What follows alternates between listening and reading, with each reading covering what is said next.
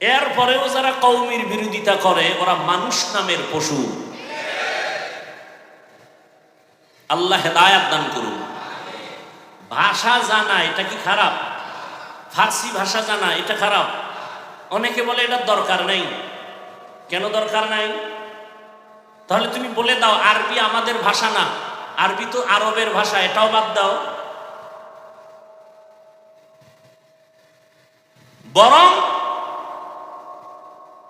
বড়দের কথার মধ্যে মহব্বত ঢুকানো। আরবির মধ্যে যে মহব্বত, এটা বাংলা ভাষার মধ্যে আরবির মতোই মহব্বত কি আছে?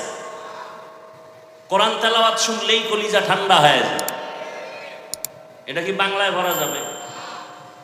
তো ভাষা আল্লাহর নিয়ামত। আমরা উর্দু ভাষা শিখছি কওমি মাদ্রাসায় পড়ে। কি বলবেন, এটা গজব না নিয়ামত? আমার দেশের জেনারেল লাইনের সন্তানেরা ভাষার ডিগ্রি আনার জন্য লক্ষ কোটি টাকা ব্যয় করে বিদেশ যায়, ভাষার ডিগ্রি আনবে, ডক্টর হবে।